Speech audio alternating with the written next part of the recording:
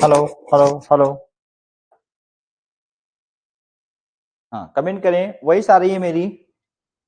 Voice आ रही है? सभी साथियों को मैसेज कर दीजिए। मैं भी एक ग्रुप पे कर देता हूँ एक।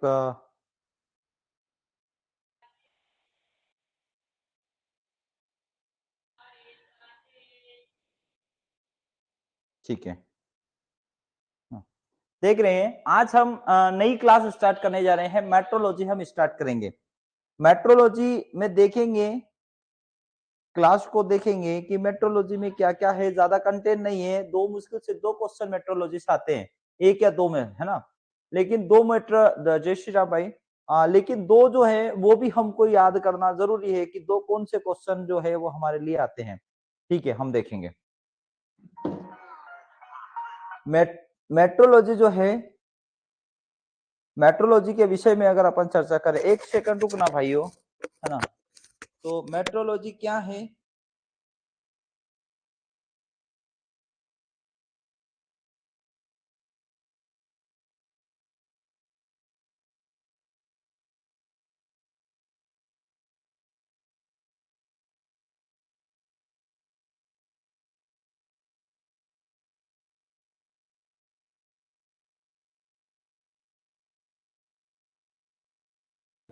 आवाज बंद की थी मैंने, अब आवाज आ रही है?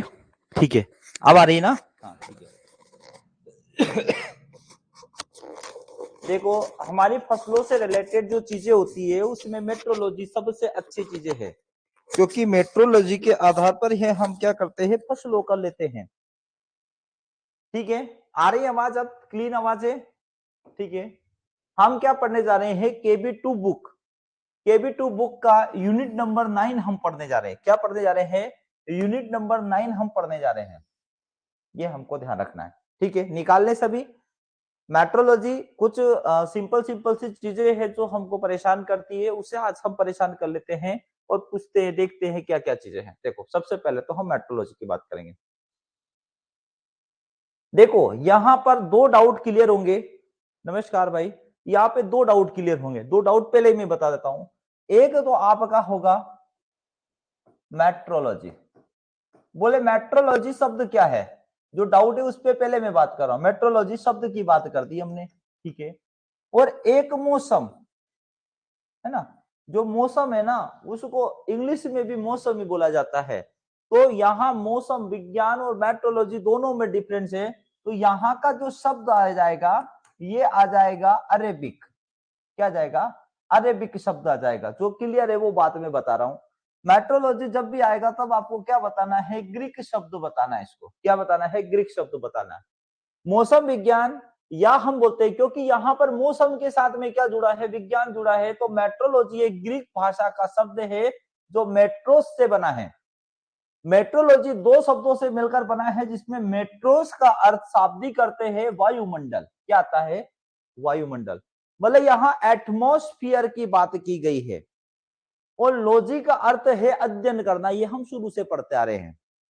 तो हमें यहां पर ध्यान रखना है, वायुमंडल जो है, वायुमंडल का अध्ययन यहां हम मेट्रोलॉजी के अंतर्गत लेते हैं ग्रीक शब्द में। और मौसम जो होता है परिवर्तित होता है। गाना है ना, मौसम की तरह तुम भी बदल तो ना जाओगे। इस पे याद कराऊंगा मैं। जो जल्दी से बदल जाए, क्या बदल जाए? जो जल्दी से बदल जाए वो मौसम होता है ना। जैसे गाना है ना कि मौसम की तरह तुम भी बदल तो नहीं जाओगे, मतलब एक झटके में बदल तो नहीं जाओगे। तो यहाँ पर कहने का मतलब है, यहाँ एक छोटी अवस्था होती है, मौसम कहलाता है। और यहाँ अरेबिक शब्द है। क्या है? अरेबिक शब्द है। अब आपको अरेबिक शब्द याद करना, मुझे बताओ और कौन से अरेबिक शब्द पढ़े? जो तीन पूछते हैं हमसे, तीन अरेबिक शब्द और बताओ आप मुझे। बदल गए। है ना। तो मेट्रोलॉजी क्या हो गया, यहाँ पे ग्रीक शब्द हो गया, बस इतना सा याद करना है। मेट्रोस का अर्थ होता है वायुमंडल होता है। मौसम का अर्थ होता है, यहाँ पर क्या होता है, मौसम जो क्षण भर में बदल जाता है, अरेबिक शब्द है। अरेबिक के तीन शब्द बताओ मुझे। हाँ, मानसून जिसको कहते हैं, मानसून और जलवायु, बिल्कुल सही।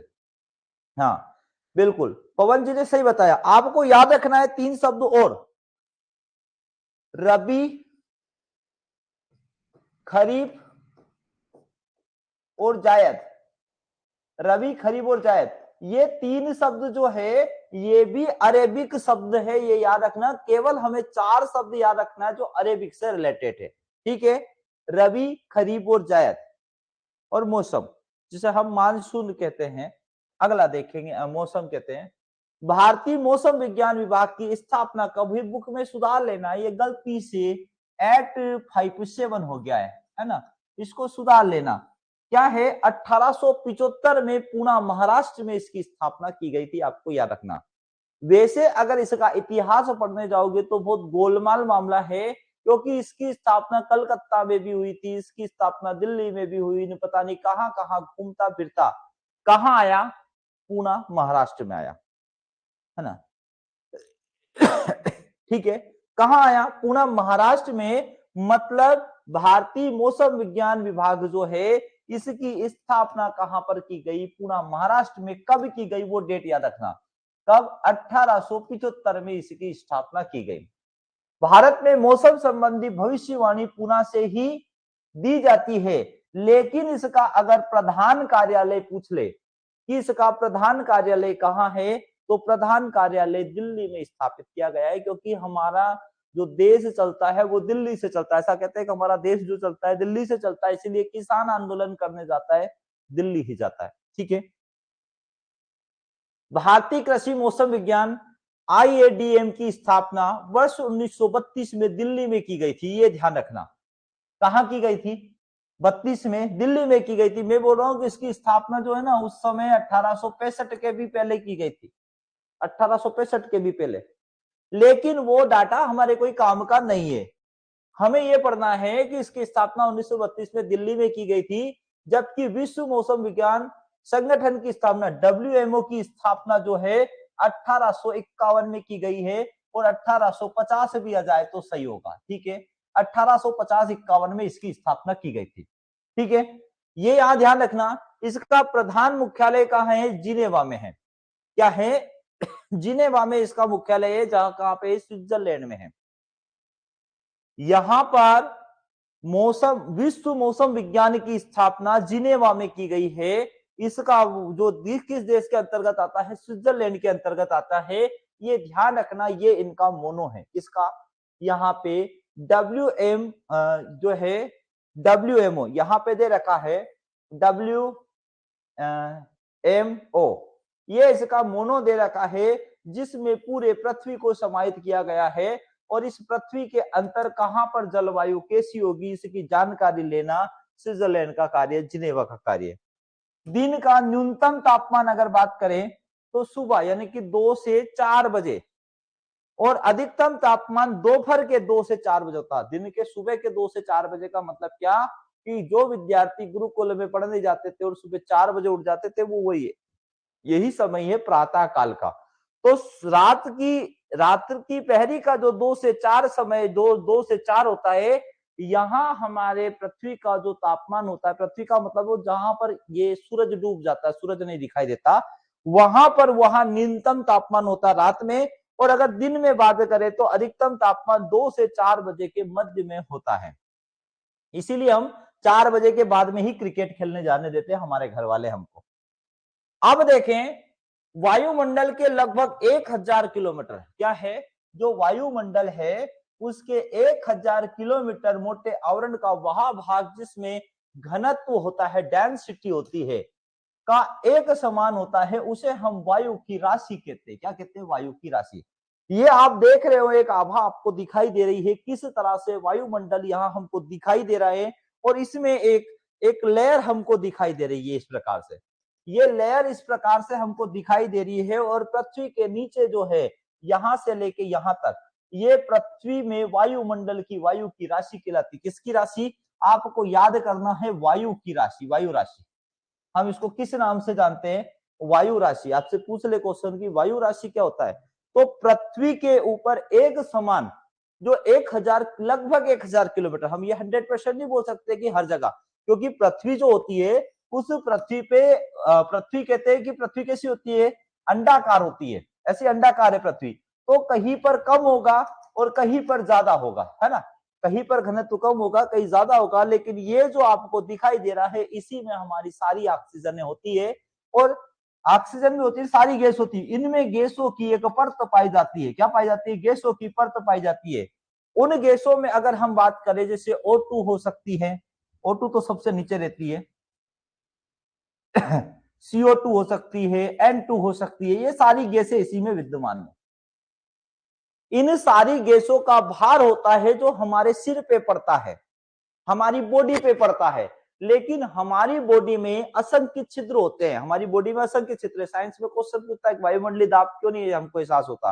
क्योंकि हमारी बॉडी में असंख्य छिद्र होते हैं। जहां हमारी बॉडी पे बाल लगे हुए ना, भगवान ने ऐसे ही बाल नहीं दे दिए, मतलब बॉडी पे जो बाल दिए ये इसलिए दिए कि वहां से जो है हम वायुमंडलीय दाब को मेंटेन कर लेते हैं, इसलिए वायुमंडलीय दाब हमको पता नहीं चलता। लेकिन इन गैसों का भार है जो हमको लगता है। आपको तो याद रखना है, वायुमंडल के लगभग 1000 किलोमीटर मोटे आवरण का वह भार जिसमें घनत्व आदि एक समान होता है, उसे वायु राशि के नाम से जाना जाता है। भारत की लगभग 75 से 80% वर्षा जो है, ये हमारे लिए क्वेश्चन इंपोर्टेंट है। भारत की 75 से 80% वर्षा दक्षिण पश्चिम मानसून से होती है, ये आपको ध्यान रखना है। कहां से? दक्षिण पश्चिम जो मानसून है, यानी कि कहां से आती है? मुंबई और एवं केरल के मध्य से होती हुई निकलती है। इसलिए हम बोलते हैं केरल में मानसून आ गया, फिर मुंबई में मानसून आया, फिर इसके बाद में मध्य प्रदेश की ओर अग्रसर होता है। तो ये वही है दक्षिण पश्चिम मानसून। यानी अगर आप नक्शे से भी इसको देखोगे तो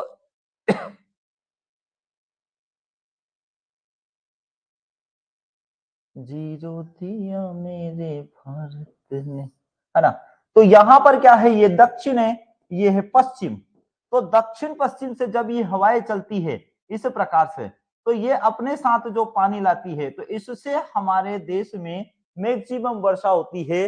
अब जहां पर पहाड़ होता है उससे टकराकर वर्षा हो जाती है।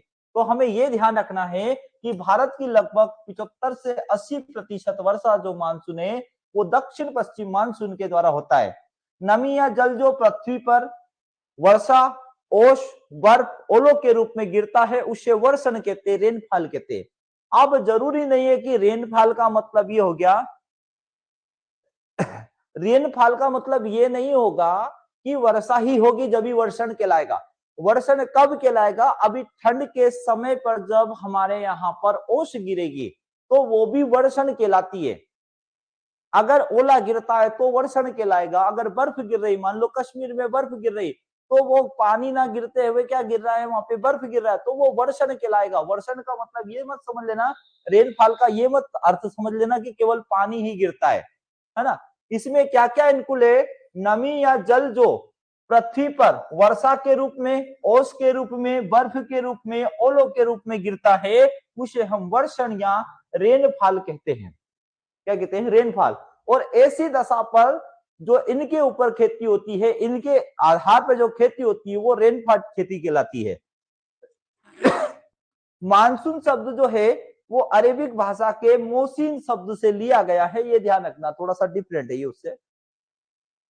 मानसून मुख्यतः दो प्रकार का मानसून होता है। पहले तो हमको देखना है मानसून दो प्रकार का होता है। इस प्रकार के मानसून में अगर हम देखेंगे तो उत्तर पूर्वी मानसून एक और एक दक्षिण पश्चिम मानसून है, दो मानसून हमारे यहां पर है। उत्तर पूर्वी मानसून क्या बोल रहा है? इस प्रकार के मानसून से भारत में सर्दियों में वर्षा होती है, ये याद रखना, जिसको हम माउठा बोलते हैं।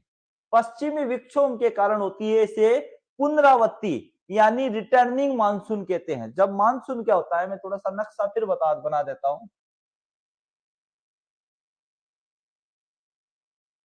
जी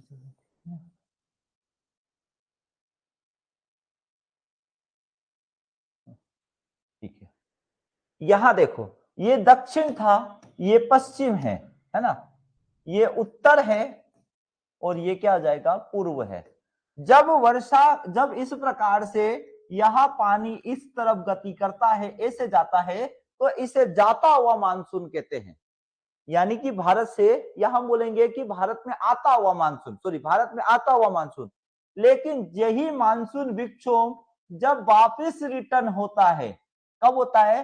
वापिस इधर से हवाओं से रिटर्न होकर जब ये वापिस गति करता है तो कहां से करता है, यही हमको समझना है कि यहाँ पश्चिम विक्षोभ के कारण इसे पुनरावर्ती मानसून कहते हैं। मतलब उत्तर और पूर्व, मतलब ये वाला भाग उत्तर हो गया और ये वाला भाग पूर्व हो गया, तो इसके बीच से जो मानसून आता है, इसके बीच में जो मानसून आता है, ये मानसून जब जाता है तो इसे रिटर्न मानसून कहते हैं। और याद रखना, रिटर्न मानसून पूछेगा, नॉर्थ ईस्ट मानसून के नाम से जाना जाता है, जिससे हमारी फसलें खराब होती है। कभी कभी गेहूं की फसल को फायदा भी होता है। अब देखेंगे अगला मानसून, ठीक है। ये क्या हो गया, रिटर्निंग मानसून कहलाएगा, यानी सर्दियों में वर्षा होना। दक्षिण पश्चिम मानसून, साउथ वेस्ट मानसून, भारत में लगभग 75 से 80% जो वर्षा है वो वर्षा इसी मानसून के कारण होती है।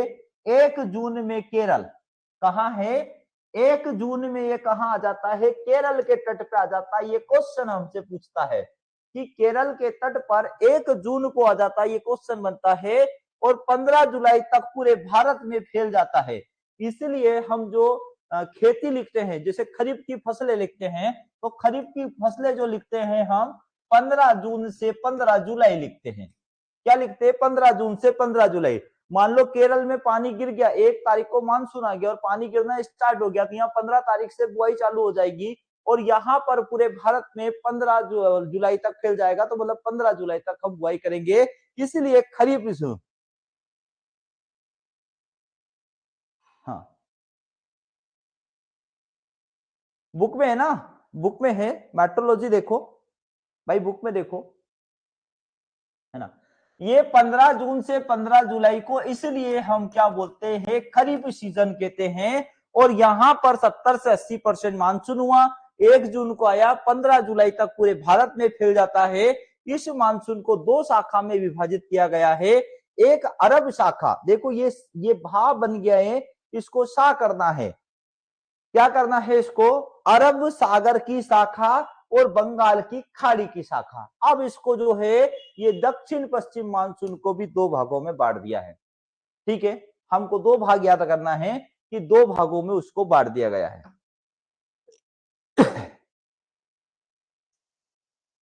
क्या आने वाला है भाई, क्या आने वाला है, अभी नहीं आया, हाँ अक्टूबर में,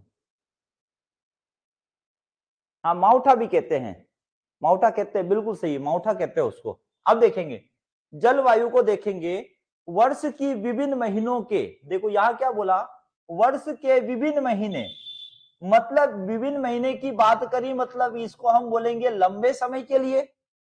वर्ष के विभिन्न महीनों में किसी स्थान के वायुमंडल में परिवर्तन की जो अवस्था होती है, तापमान, वातावरण में नमी में परिणाम और वर्षा आदि के मिश्रण प्रभाव को जलवायु कहलाता है। एक ही बात याद रखना, जलवायु हर 40 से 50 वर्ष में परिवर्तित होती है। कैसे परिवर्तित होती है, आपने अगर देखा होगा, हाँ अरब सागर वाली है, अरब सागर से ही आता है, क्योंकि हिंद महासागर दक्षिण भारत में और अरब सागर इधर है, तो हिंद महासागर से उतनी नहीं आती जितनी अरब सागर से उठती है। तो हिंद और अरब सागर के बीच में एक लाइन पट्टी आती है जो केरल और मुंबई से होते हुए निकलती है बीच से, ठीक है। तो वहां मानसून होता है, उसे हम अरब सागर के मानसून को ही हमको मुख्य मानसून मानना है। अब देखें यहां किसी निश्चित क्षेत्रफल क्या होता है, दीर्घ काल, केवल एक आपको लाइन याद रखना है, यही क्वेश्चन पूछता है मानसून में, सिंपल सा क्वेश्चन, कि किसी भी अवस्था की दीर्घकालीन अवस्था होती, किसी भी मौसम की दीर्घकालीन अवस्था जो होती है उसे हम जलवायु कहते हैं, ठीक है। अब याद रखना, वायुमंडल या मौसम की दशाओं का औसत होता है, बहुत सारे मौसम मिले, उनका जो औसत निकाला, औसत कैसे निकालते हैं हम, जैसे मान लो 2 है, 10, 8 है, 10 है, 9 है, 12 है, 1 है, 4 है, तो ये मान लो बहुत सारे मौसम है, इसका एक औसत निकालेंगे, तो उसे हम क्या कहते हैं, जलवायु कहते हैं। मैं जलवायु का एक और कारण बता रहा हूं आपको, कि ऐसे क्षेत्र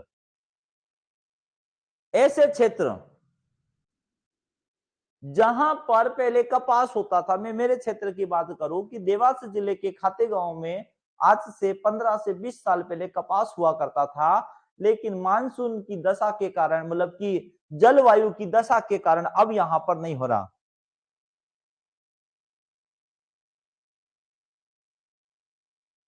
नहीं नहीं, ये तो है, मानसून को आप नहीं समझ रहे हो। नहीं नहीं नहीं नहीं नहीं नहीं, मानसून इसको नहीं, मानसून का मतलब ये है, देखो मानसून का मतलब समझो, जलवायु का मतलब समझो आप पहले तो, जलवायु का मतलब समझो। मतलब अगर मैं बोल रहा हूं कि हर वर्ष वर्षा 1 जून को आ रही है, ठीक है, 1 जून को आ रही है, और हम बोल रहे हैं कि 1 सितंबर को चली जा रही है, ठीक है। अगर ऐसा लगातार 50 वर्षों तक होता है तो वो जलवायु कहलाती है यहाँ की। समझ गए बात को?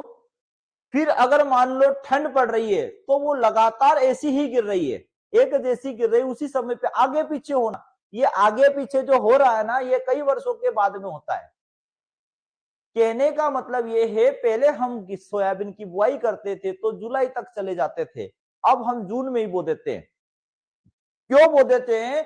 क्योंकि धीरे धीरे जलवायु परिवर्तन होता है। जलवायु परिवर्तन का सीधे आशय लेना कि तापमान में वृद्धि हो रही है, तो या ठंड में वृद्धि हो रही है, या वर्षा में वृद्धि हो रही है, ये अगर एक जैसा चलता है तो बोलेंगे कि जलवायु है। और जैसे ही इनमें परिवर्तन आता, कब परिवर्तन आता? 40-50 साल के बाद में इनमें परिवर्तन आता है, हर जगह का टेम्परेचर बढ़ता है। हाँ, फाइयान ने बिल्कुल सही हुए। एक लंबे समय में जो परिवर्तन आता है उसे हम जलवायु कहते हैं।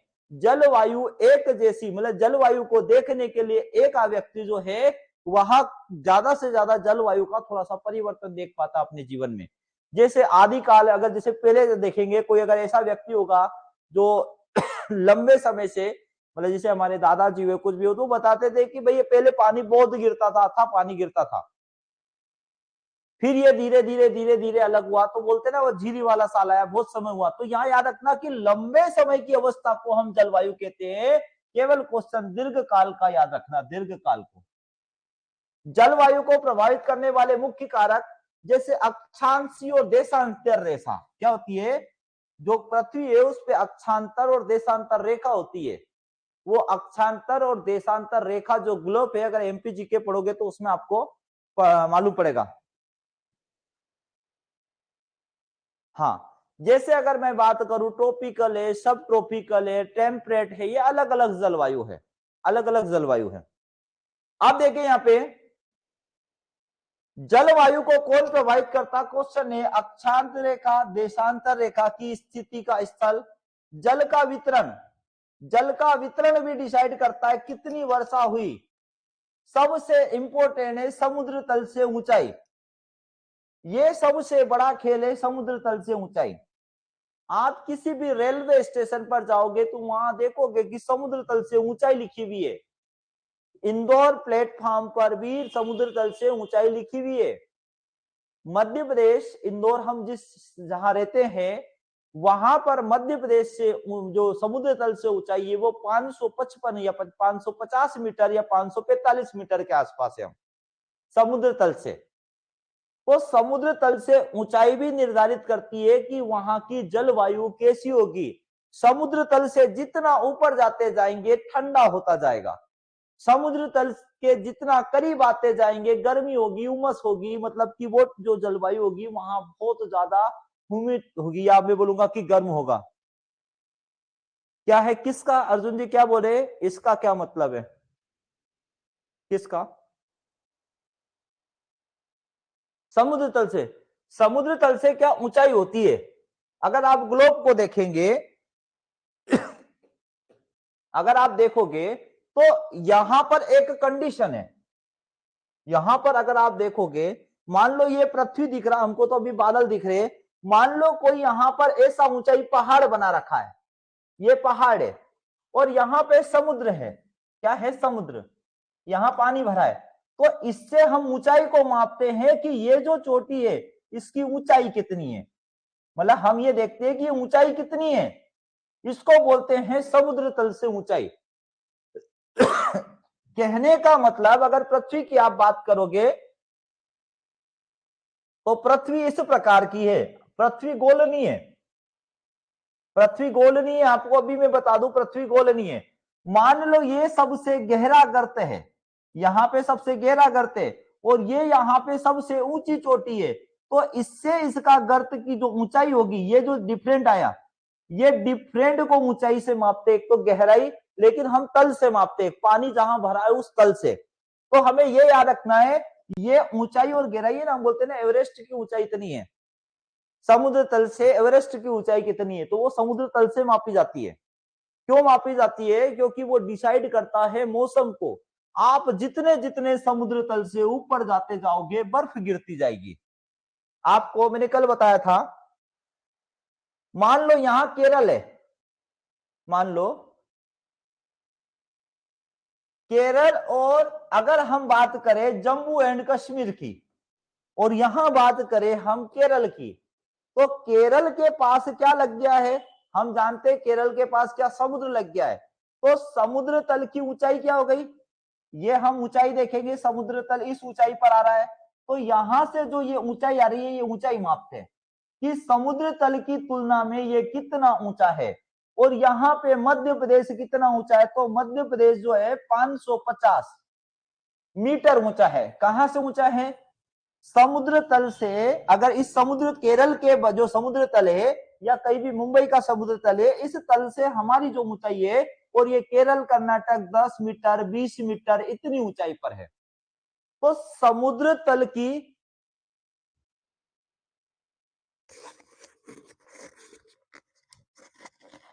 आवाज नहीं आ रही?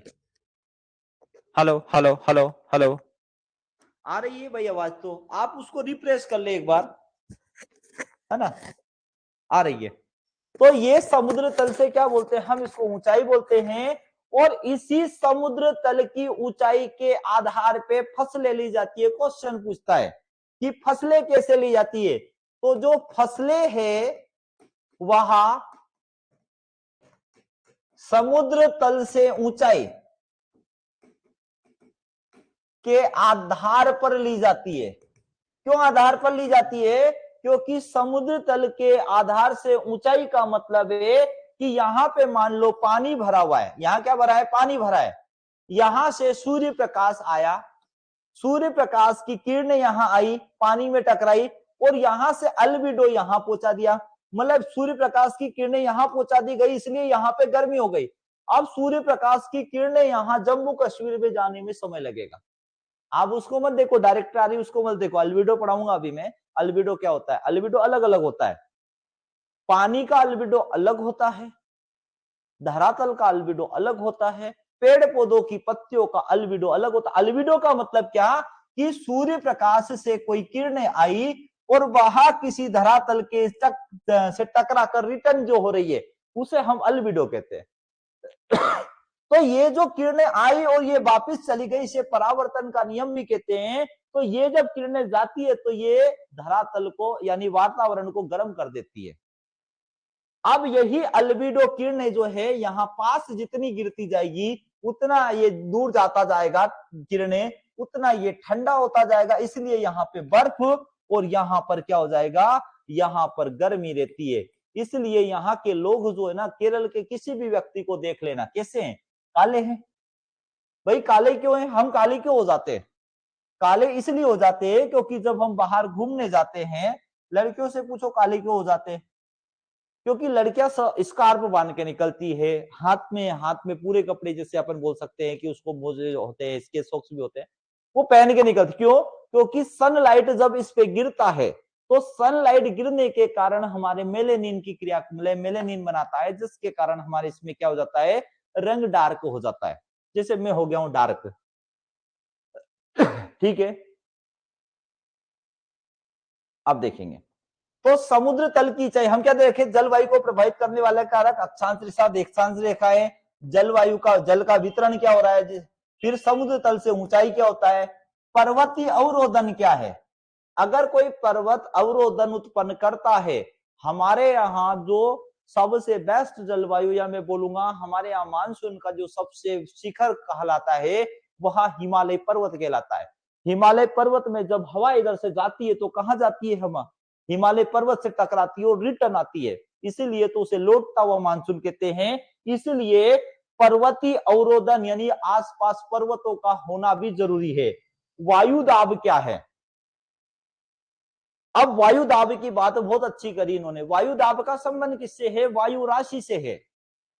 मैंने क्या बोला? वायु राशि का मतलब 1000 किलोमीटर की ऊंचाई पर वायु का जो घनत्व होता है वो वायु राशि कहलाता है।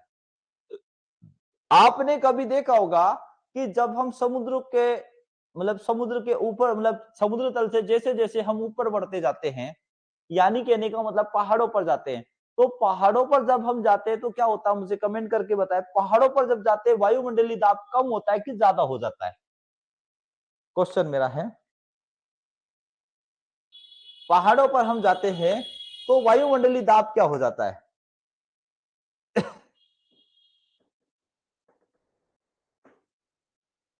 क्या हो जाता है? कमेंट करें। कम होता है। क्यों कम होता है? कोई इसका रीजन? भाई ये समुद्र है, यहाँ पे ये पानी भरा हुआ समुद्र है, यहां से हम चले केरल, कर्नाटक, मध्य प्रदेश, आंध्र प्रदेश, ऐसे होते हुए हम कहा पहुंच गए? जम्मू कश्मीर पहुंच गए। ठीक है, यहां अभी मैं काट रहा हूं, कम हो जाता है। अगर वायुमंडलीय दाब कम होता है तो हमारी बॉडी में कौन सा परिवर्तन होगा?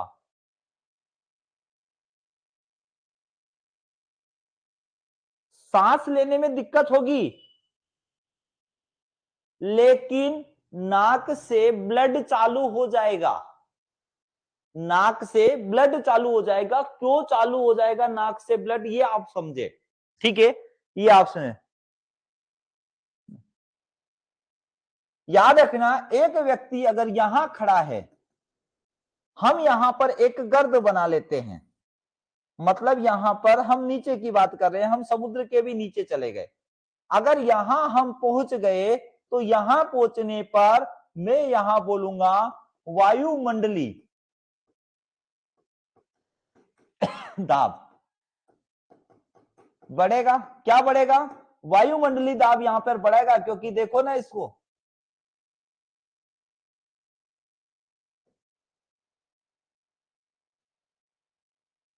ये गैस की परतें हैं यहां पर। जो वायु राशि है, ये वायु राशि का घनत्व है। क्या है ये वायु राशि का घनत्व है, जो यहां पर खड़े व्यक्ति के ऊपर ज्यादा पड़ रहा है। और यहां खड़े व्यक्ति के ऊपर तो बहुत ज्यादा, तो इतना तो हम सहन कर लेते हैं, लेकिन यहां तो बहुत ज्यादा पड़ रहा है, ये वाला ज्यादा हो गया। ऐसी कंडीशन में जब वायुमंडलीय दाब बढ़ जाता है, तो अब हम देखना समझना, बाहर का दाब ज्यादा और शरीर का दाब क्या हो जाता है? शरीर का दाब तो हमारा वही रहता है, लेकिन बाहर की तुलना में शरीर का दाब क्या हो जाता है? कम हो जाता है। जिसके परिणाम स्वरूप बताओ क्या होता है? जैसे ही हम पानी के अंदर गए तब क्या होता है?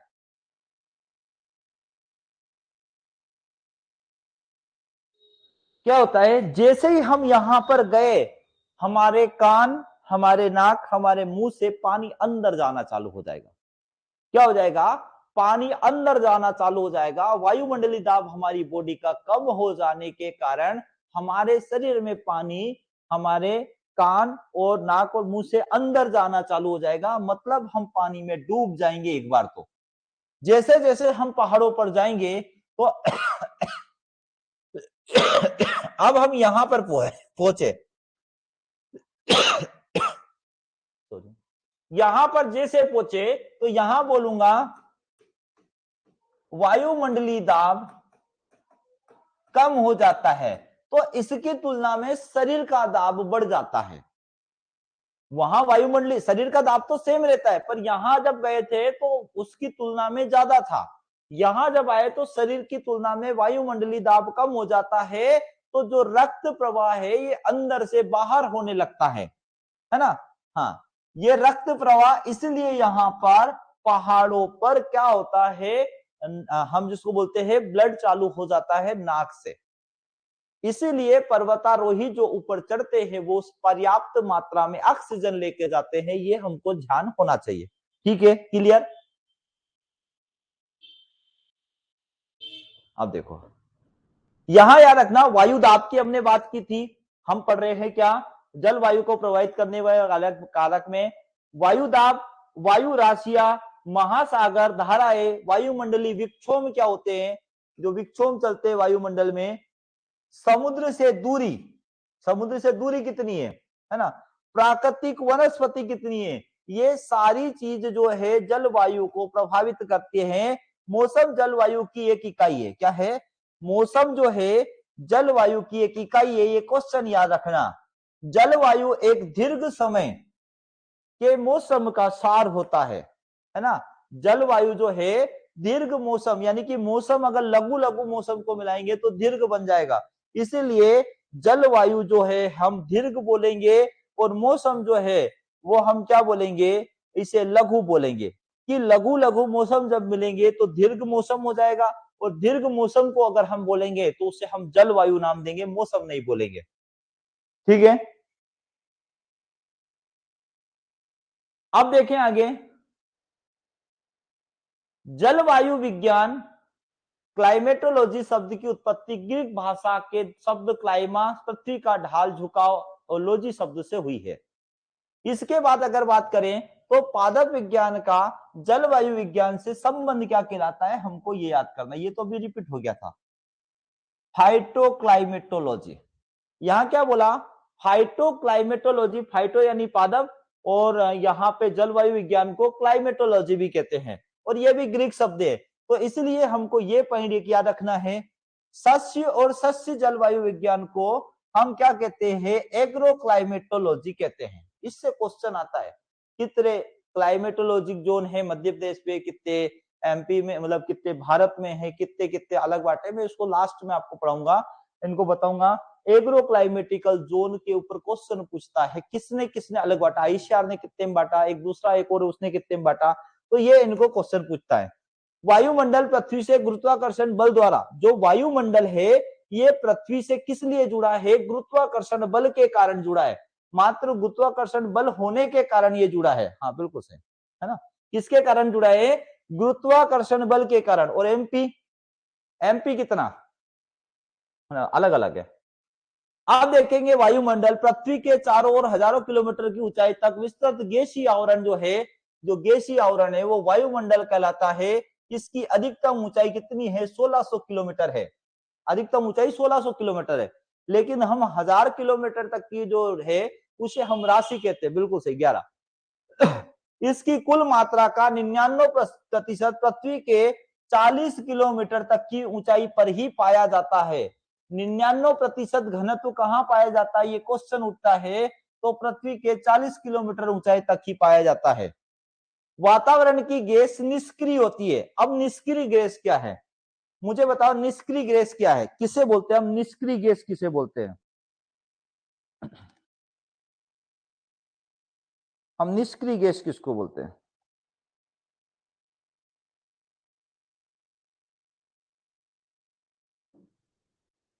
हाँ आर्गन, क्यों, ऐसे जिसके बाहरी कक्षा में परमाणु क्रमांक का विन्यास पूरा हो जाता, निष्क्रिय गैस, मतलब ये निष्क्रिय गैस किसी से कोई लेना देना नहीं रखती है ना। हेलिना की रब से फरियाद क्या है, हेलिना ने आगरकर को रन मारे, हेलिना ने क्या है, आर्गन नहीं बोलते ना, हेलिना ने आगरकर, आगरकर को रन मारे। ये हीलियम, मतलब याद रखना यहाँ पे हीलियम, नियान और आर्गन तीन गैस है, ये निष्क्रिय गैस कहलाती है, क्योंकि इनकी परमाणु क्रमांक जो इनकी है, जैसे हम बात करें नियान की बात करें, नियान परमाणु क्रमांक 10, पहली कक्षा में 2, दूसरी कक्षा में, जब बाहर का अष्टक पूर्ण होता है तो इन्हें निष्क्रिय गैस कहते हैं। वातावरण की गैसें निष्क्रिय होती है, इनमें आपस में कोई क्रिया नहीं होती, और अगर मान लो इनमें क्रिया हो जाती तो बहुत दिक्कत हो जाती, इसलिए यह परत के रूप में जमा होती है या वातावरण में स्वतंत्र रूप से घूमती है। एक ऑक्सीजन इधर से आई, मतलब कहने का मतलब ये निष्क्रिय गैस है, ये निष्क्रिय गैसों के रूप में जब रहती है, एक गैस इधर से आ रही है, एक गैस इधर से आ रही है, इनको इनसे कोई मतलब नहीं, मतलब निस्वार्थ, मतलब इनको कोई मतलब नहीं है, अपने यहाँ तो पड़ोसी पड़ोसी लड़ लेते, अगर इनमें कोई क्रिया होती तो ये प्रॉब्लम देते हमको। अधिकतम जीवित वातावरण में ही पाई जाती है, और ये सारी गैसें अधिकतर जीवित वातावरण में ही पाई जाती है। वायुमंडल की भौतिक संरचना, अगर ऊर्ध्वाधर या बोलते हैं हम वर्टिकल तापमान विभिन्नताओं के अनुसार वायुमंडल को मुख्यतः निम्न परतों में बांटा। मैंने क्या बोला है यहाँ पर, बात समझना, तापमान विभिन्नता के कारण, मतलब ये जो परतें पाई जा रही है इन परतों में सब में तापमान डिफरेंट है। क्या है? हाँ, एस ब्लॉक, इन सारी परतों में तापमान जो है वो डिफरेंट है।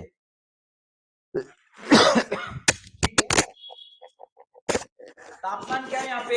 डिफरेंट तापमान है। तो अब हम यहाँ पर देखेंगे एटमॉस्फेयर की परत देखेंगे, जो हमको बार बार क्वेश्चन पूछता है, उस क्वेश्चन पे बात करेंगे। सबसे पहले मैं यहाँ पे लिख रहा हूं, थोड़ा सा ये दिख नहीं रहा है ना, ब्लैक ले लेता हूं।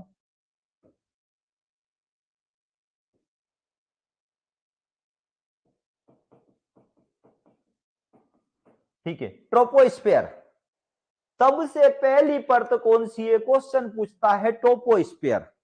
क्या पूछता है? ट्रोपोस्फेयर। मैं यहां पर आपको परत अलग अलग करके बताऊंगा, जिससे आपको क्लियर होगा कि परत क्या है। देखो, यहां से यहां तक की जो परत पाई जाती है, ये परत क्या कहलाएगी? ये परत कहलाएगी ट्रोपोस्फियर। इतनी मोटी जो परत है, पृथ्वी की सतह से जो इतनी मोटी परत पाई जा रही है, ये ट्रोपोस्फियर कहलाएगी। ठीक है, ये क्लियर हो रहा है यहाँ पे? क्योंकि ये हमें समझना जरूरी है। यहां पर क्वेश्चन बनते हैं, इसी में बादल होते हैं, इसी में क्या होते हैं? बादल होते हैं। इसी के अंदर अगर हम बात करें तो मौसमी घटनाएं होती है। क्वेश्चन पूछेगा आपको कि निम्नलिखित जो मौसमी घटनाएं होती है वो कहाँ होती है? तो पृथ्वी की सतह के ऊपर जब हम बढ़े तो ये एक परत मैंने यहाँ पर आपको दिखाने की कोशिश की कि ये परत क्या है। तो ये हमारी जो परत पाई जा रही है, ये ट्रोपोस्फियर, यानी पृथ्वी की सतह के ऊपर ट्रोपोस्फियर होता है। इसी में मौसम से संबंधित सारी घटनाएं होती है, और इसी में सारे एरोप्लेन वगैरह इसी में उड़ते हैं। इस घटना के ऊपर जो अगली परत आती है, उस परत के विषय में मैं प्रकाश डालना चाहता हूं। ये परत जो है वो यहां से लेके यहां तक होती है। ठीक है, ये जो दूसरी परत है वो इतनी होती है, और इस परत में ही ओजोन परत, बार बार आपका क्वेश्चन उसमें टेस्ट में भी गलत होता है, तो गलत नहीं करना है। हमको ये बताना है कि ये जो दूसरी लेयर पाई जा रही है, ये दूसरी लेयर जो है ये क्या है? ये दूसरी लेयर क्या है? यहां पर इस लेयर को हम क्या बोलेंगे? तो हम बोलेंगे स्ट्रेटोस्फीयर। क्या बोलेंगे यहां पर?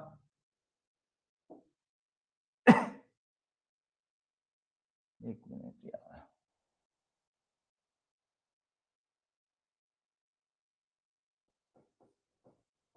स्ट्रेटोस्फीयर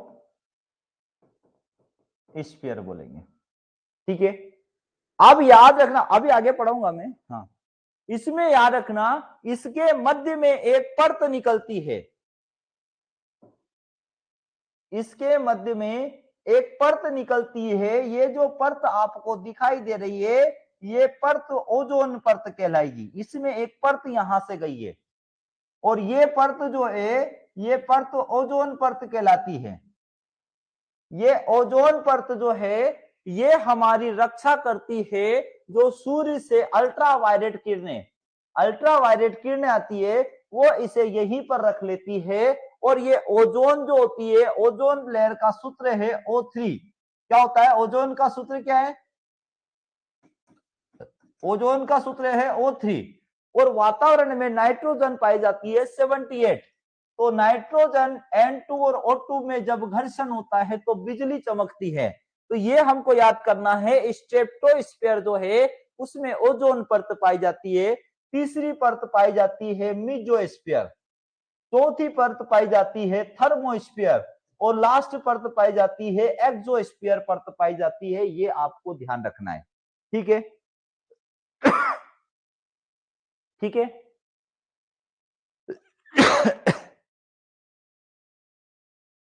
सबसे पहले हम देखेंगे क्षोभ मंडल को। इसकी ऊंचाई पृथ्वी से लगभग 8 से 18 किलोमीटर की ऊंचाई पर होती है। ये कितनी ऊंचाई पर होती है? पृथ्वी की सतह से 8 से 18 किलोमीटर की ऊंचाई पर ये जो परत पाई जा रही है। कौन सी परत? जो पृथ्वी, देखो पृथ्वी को भी कैसा बनाया है, इसमें देखो जरा, समझो बात को। देखो यहां पर ऊंचाई दे रखी है, यहाँ पे पृथ्वी की ऊंचाई दे रखी है, यहाँ ऊंचाई दे रखी है, मतलब इससे समझ में आता है कि पृथ्वी गोल नहीं है। पृथ्वी इस प्रकार से बटी हुई है, तो पृथ्वी की ये ऊंचाई होती है और पृथ्वी की जो गहराई होती है यहाँ पर, इन दोनों को समुद्र तल की ऊंचाई कहते हैं। यहाँ ट्रोपोस्फियर होता है, इसमें सारी घटनाएं होती है, इसमें बादल बनते हैं। देखेंगे 8 से 18 किलोमीटर तक होता है। हम बोलेंगे मौसम की सभी घटना इसी में होती है। क्वेश्चन पूछ लेता है कि मौसम की सभी घटना किस में होती है? क्षोभ मंडल ट्रोपोस्फियर में। जैसे बादल का बनना हो गया, धुंध का हो गया, ओस का हो गया, वर्षा का हो गया, पाला का हो गया, इसी परत के अंतर्गत सीमित रहती है। इसमें तापमान ऊंचाई के साथ कम होता है। जैसे जैसे इस परत में हम बढ़ते हैं तापमान कम होता है, और यही तो सबसे लॉजिकल चीज है। ये क्वेश्चन मत भूलना कि इस परत में जैसे जैसे ऊंचाई पर हम जाते हैं तो तापमान जो है वो कम होता है। क्यों कम होता है? आप चले जाओ केरल चले जाओ और आपका शिमला चले जाओ, कुफरी चले जाओ, टेम्परेचर बहुत डिफरेंट है, क्योंकि हम इसी परत में तो चल रहे हैं। मान लो इस परत में हम यहां नीचे हैं, कहां है? इस परत में अगर हम बात करें तो यहां हम नीचे बैठे हैं, यहां है, तो यहां पे गर्मी होगी। लेकिन जैसे जैसे आप टूर बनाओगे, शिमला का टूर बना लिया, गोवा का टूर नहीं बोल रहा मैं, शिमला का टूर, और जैसे जैसे यहाँ पहाड़ों पर जाओगे तो इस परत में ये बोल रहा है कि जैसे जैसे इस परत में आप ऊंचाई की ओर बढ़ोगे, मतलब ऊपर ठंडा होता जाएगा, और ठंडा होने के कारण ही तो यहाँ पानी बर्फ में कन्वर्ट हो जाता है। जब ऊपर से बर्फ गिरती है ना, तो बड़े बड़े पत्थर गिरते हैं बर्फ के, लेकिन जैसे जैसे वो नीचे आते जाते हैं उनके टुकड़े होते होते गिरते हैं। एक भी अगर गिर जाए तो हमारे घर को नष्ट कर दे। लेकिन भगवान ने ऐसी व्यवस्था दी है कि ट्रोपोस्फियर जो होता है, क्षोभ मंडल होता है, ऊपर जैसे जैसे परत के लास्ट छोर पे जाएंगे तो तापमान डाउन रहता है। तापमान डाउन के कारण जो वाष्प बन के पानी गया था वो वहां बर्फ की बड़ी बड़ी सिल्ला बनी पड़ी है जब ज्यादा डाउन हो जाता। तो अब वो क्या होता है, वो बर्फ जैसे जैसे नीचे गिरती, तो जैसे जैसे हम नीचे आते हैं तापमान बढ़ता है। अभी ऊपर जा रहे थे तो घट रहा था, नीचे आएंगे तो तापमान बढ़ेगा, तो वो जो बर्फ की बड़ी बड़ी जो चट्टानें वो पिघलती जाती है, बड़े बड़े जो सीले पड़े हैं वो पिघलते जाते हैं, नीचे आते आते वो बिखर जाते हैं। तो इसलिए हमारे ऊपर बर्फ गिरती होले, कहीं पे बड़े कहीं पे छोटे गिरते हैं। ठीक है, तो ये हो गई इसकी बात। ट्रोपोफेस एक पतली परत होती है जो क्षोभ मंडल में समताप मंडल की सतहों को से अलग करती है। क्षोभ मंडल वातावरण का लगभग 85% भाग, कितना? 85% भाग जो है केवल यही ले लेता है। हाँ, शिमला ऊंचाई पर है, कभी जाना, मैं गया था शिमला, कुफरी गया था, कुफरी कुफरी देख के आया था। तो जब दिल्ली से हम आगे निकलते ना, तो दिल्ली से आगे निकलते तो बस ऐसी रोड रोड बता देता हूँ, मतलब है ना, जिसको ज्यादा चक्कर आते हैं ना वो तो जाने ही मत भाई, एरोप्लेन से जाना। वो तो जिसको भी ज्यादा चक्कर आते हैं ना, उल्टियां वगैरह होती है, वोमिटिंग होती है, तो दिल्ली के आगे जैसे ही जाओगे ना, बस चलते जाओ, ऐसे बढ़ते जाओ, ऐसे ऐसे रोड है भाई दिल्ली के बाद में। आप मैप पे देख लेना भले, दिल्ली से शिमला तक, मतलब परेशान हो जाते हैं, ऐसे राउंड ऐसे राउंड ऐसे राउंड, और चढ़ते जाओ, और चढ़ाओ है, चढ़ते जाओ बस। तो यहाँ पर क्या है, स्थलाकृति जो है वहां पर अलग है।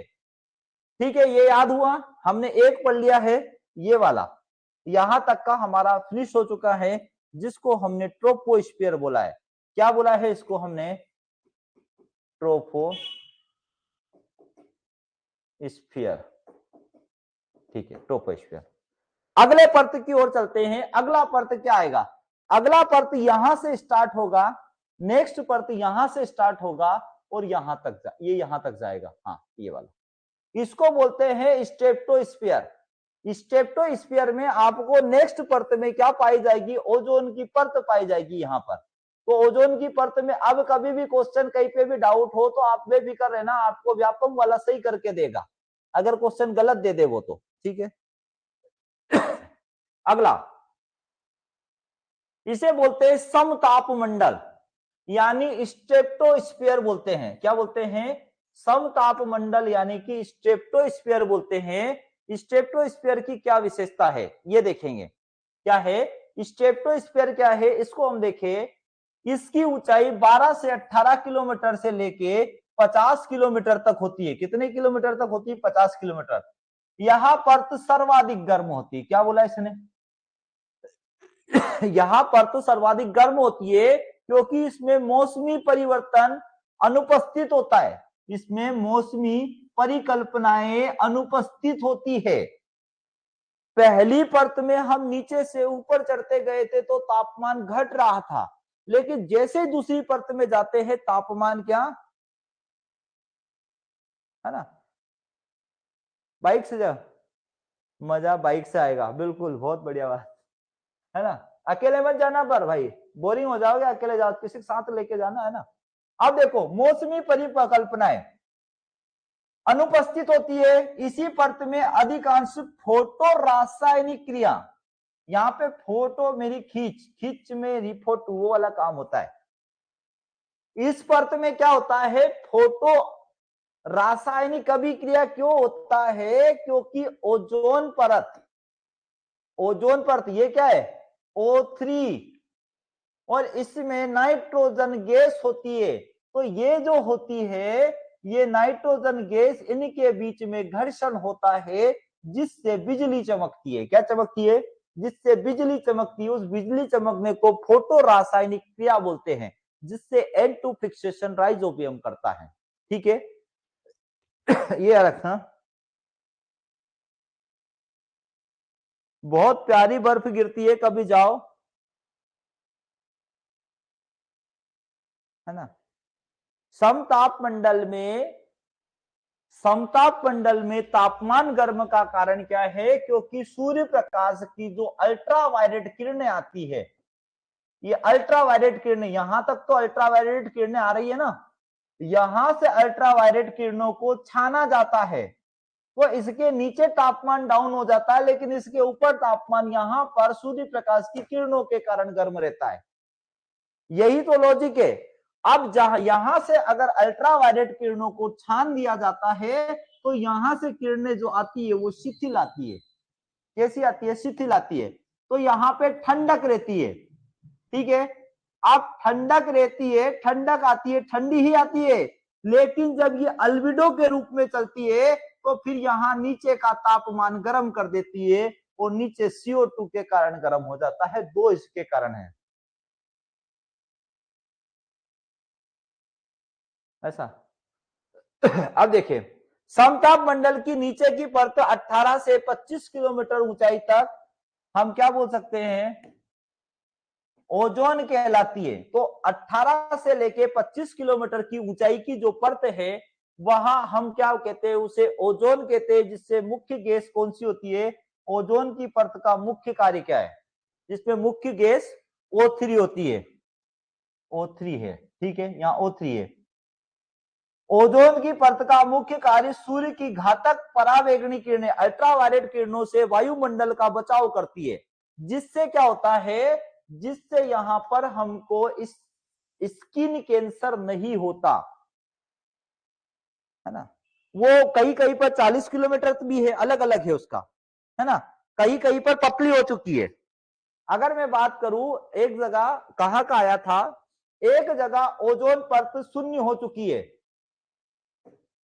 एक जगह मैंने देखा था तो उसका वीडियो, ओजोन परत में ऐसा छिद्र हो गया तो सूर्य प्रकाश की किरणें जब इससे आ रही है तो पृथ्वी के उस जगह पर जहां पर ओजोन परत गिर रही है यहां पर कोई भी नहीं जाता, मतलब सब इसके आइड साइड से निकल के जाते हैं। इसे बोलते हैं ब्लैक होल, या उसको क्या बोलते हैं? ओजोन परत में छिद्र। ओजोन परत में छिद्र हो जाने के कारण, नहीं सब में अलग अलग है भाई, 3 किलोमीटर हो रही है। हाँ, कम O3 कम हो रही है। हाँ, तो सब जगह अलग अलग है ना। तो ये हमको ध्यान रखना, कहीं कहीं पर ये परत अब पतली हो चुकी है। इसीलिए अभी जो भारत था भारत ने यूएनओ में, और यूएनओ ने एक मीटिंग रखी थी, उस मीटिंग में कार्बन उत्सर्जन के विषय में चर्चा की थी। तो आपको याद हो अमेरिका के डोनाल्ड ट्रम्प ने मना कर दिया था कि मैं ऐसी फालतू की चीजें नहीं मानता। क्या होता है कार्बन उत्सर्जन? तो कार्बन उत्सर्जन रियल में जो होता है वह ओजोन परत को क्षीण कर रहा है, और ओजोन परत जिस दिन ये हट गई, मान लो ये ओजोन परत पूर्ण रूप से समाप्त हो गई, और सूर्य प्रकाश, हम इतना घमंड करते ना, ये मेरा देश, ये मेरा नहीं, ये मेरी जमीन नहीं, ये मेरा घर, उस भगवान को जिस दिन खत्म करना होगा ना, उस परमेश्वर को, वो एक दिन ओजोन परत हटाएगा, एक दिन मात्र, और अल्ट्रावायलेट किरणें डालेगा, इतने में सब खेल खत्म। ये मेरी जमीन नहीं, ये मेरी जायदाद, सब एक जगह रह जाएगी, और देश जो लड़ रहे हैं ना आपस में, इसलिए शांति से रहना चाहिए। तो अल्ट्रावायलेट किरणों के कारण क्या होता है कि उससे बचाती है, और अल्ट्रावायलेट किरणें जो होती है हमें क्या घातक रोग उत्पन्न करती है। ठीक है, अगला है मध्यमंडल, मीजोस्फीयर। यह 51 से 80 किलोमीटर तक जाती है। देखो ये ट्रोपोस्फीयर हो गया, स्ट्रेटोस्फीयर में ओजोन लेयर आ गई। इसके बाद अब हम क्या पढ़ रहे हैं अब हम पढ़ रहे हैं ओजोन। ओजोन में क्या देखेंगे, मतलब सॉरी क्या बोल रहे हैं हम, मध्यमंडल मीजोस्फीयर। ओजोन के ऊपर अगर हम बात करें तो इसमें ऊंचाई में विस्तृत मंडल में तापमान ऊंचाई के साथ साथ फिर यहाँ पे तापमान घटता है। इसमें देखो यहाँ ताप, यहां से जैसे बढ़ रहे थे ताप, यहाँ क्या हो रहा था, घट रहा था। यहां पर बात करें हम, नहीं ज्यादा कर दिया मैंने, यहां से यहां ताप क्या हो रहा था, घट रहा था। यहां पर ताप क्या था, ज्यादा था। यहां पर ताप क्या था, ज्यादा था। फिर यहां पर ताप क्या हो रहा है, ताप घट रहा है। ठीक है, देखो पहली परत में घट रहा था, दूसरी परत में ज्यादा था, तीसरी परत में घट रहा था, चौथी परत पे हम देखते हैं, इसको बोलते हैं थर्मोस्फीयर। 80 से 1600 किलोमीटर ऊंचाई तक विस्तृत वातावरण, इस ऊपरी परत में क्या होता है, ये आपसे क्वेश्चन पूछता है। यहां आ रहा है रेडियो तरंगे, यहां क्या छोड़ी जाती है, इसमें हम रेडियो तरंगे छोड़ते हैं, इसलिए ये ग्रह के जो हमारे द्वारा छोड़े गए हैं, और इससे हम क्या करते हैं, ये इस परत में क्या कर रहे हैं, रेडियो तरंगे चलती है। इन रेडियो तरंगों के कारण हमारी टीवी चलती है। तो क्वेश्चन हमसे पूछता है, क्या पूछता है, रेडियो तरंगे है ना चलती है, इससे विश्व में संचार होता है। क्या होता है, विश्व में संचार होता है, संचार, विश्व में संचार प्रणाली का संचालन हो पाता है। इस मंडल में नीचे की परत को आयन मंडल कहते हैं, कहा जाती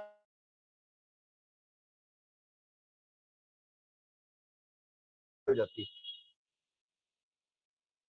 कुछ प्रॉब्लम हो रही क्या,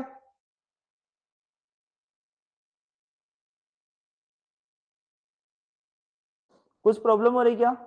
मुझे यहाँ पर थोड़ा सा नेट कनेक्टिविटी प्रॉब्लम बता रहा है। बहिर्मंडल, इसमें हाइड्रोजन तथा हीलियम गैसें की प्रधानता आती है, इसलिए यही तारामंडल का निर्माण करता है। ये क्या करता है, एक्सोस्फीयर परत जो होती है इसमें क्या होता है, हाइड्रोजन गैस होती है और हीलियम गैस होती है, और हीलियम गैस ही क्या होता है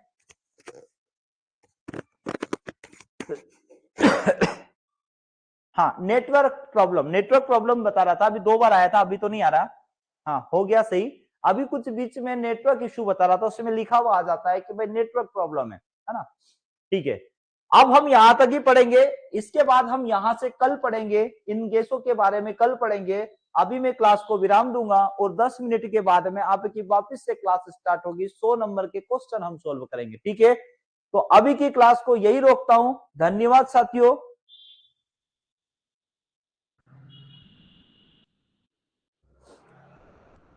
थर्मोस्फीयर, थर्मोस्फीयर में कुछ भी नहीं है। थर्मोस्फीयर में क्या, केवल क्या होता है, रेडियो जो हम यहाँ से सैटेलाइट छोड़ते हैं ना, तो सैटेलाइट जो छोड़ते हैं वो यही जाके जमा देते हैं इसमें, इसी के अंदर। फिर क्या होता है, यहाँ अगर आपको एफएम सुनना है, रेडियो सुनना है, तो वो तरंग यहाँ जाती है। क्या है, वो स्टेशन बना रखा, आप यहाँ बैठे, फिर वो तरंग यहाँ जाती है और तरंग यहाँ आती है।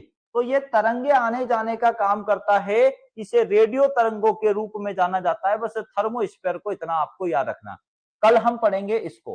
ठीक है, अभी की क्लास को इतना ही, और 10 मिनट के बाद फिर हम दूसरी क्लास चालू करेंगे। ठीक है, धन्यवाद साथियों। जय हिंद, जय भारत। ज्यादा समय लूंगा नहीं, 10 मिनट बाद वापिस आ रहा हूं।